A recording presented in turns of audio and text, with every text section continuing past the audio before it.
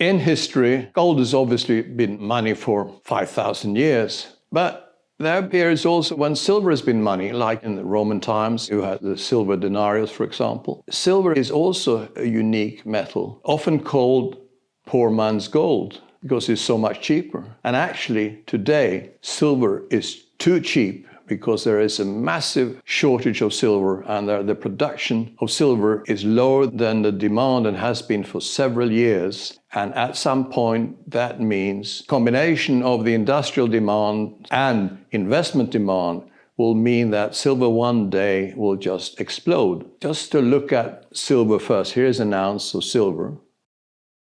Today it costs just over $50.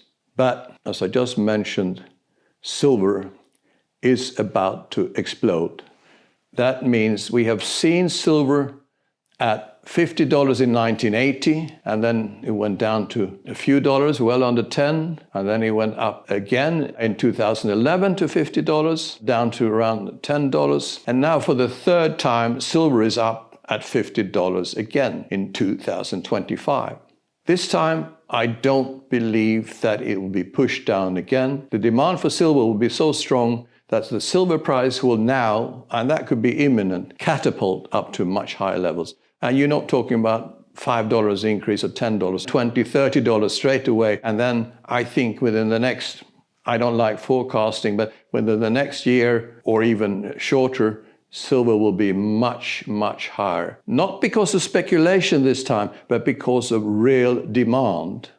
And remember, as I just said, there is such a shortage of silver. So therefore, we always recommend gold as the main asset to hold for wealth preservation purposes. But at this point, I think silver is also extremely interesting, and therefore a percentage of your precious metals holding should also be in silver. You have to decide for yourself what percentage you're happy with. Remember that silver is not for widows and orphans. The volatility is enormous, as I just explained. Up to 50, down to 10, up to 50, down to 10, again, roughly. As I said, this time I don't think we're going to go back, but there will still be massive volatility, because with the next move of gold, silver will move at least twice as fast as gold, maybe even faster. And that's, as I said, is imminent, that move. If you want to sleep well at night, just hold some silver. We recommend maybe 25, 30% of your total metals, precious metals holding should be in silver. And that is, gives you a fantastic opportunity now to accumulate wealth. It's not speculative at all. It's actually real wealth. Like gold has always been money, and silver has also been money throughout history. So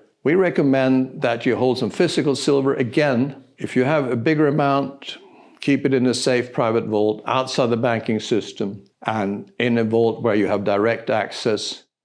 And of course, also in a jurisdiction where you feel safe.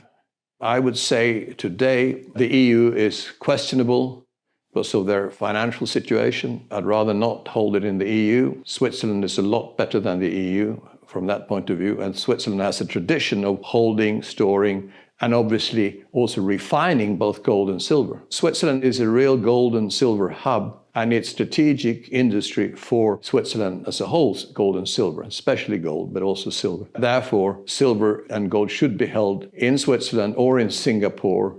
Those are probably the two jurisdictions that we think are right for holding now your precious metals and your wealth preservation asset. Remember, this is an asset, gold and silver, that you should keep at the bottom of your wealth pyramid, and it should be stable and not traded at all. Because with the uncertain financial and economic and also geopolitical situation we have in the world, precious metals will now take a totally different significance. And that must be part of your insurance for yourself, for your family, for your business. So hold some gold and hold some silver, because that is a massive opportunity, and store it safely outside the financial system, outside countries that politically couldn't stop you from transferring money out, or maybe even one day buying gold or silver. So keep it safe, and then just leave it for as long as you can, because it's going to go up, both gold and silver, by multiples in the next few years.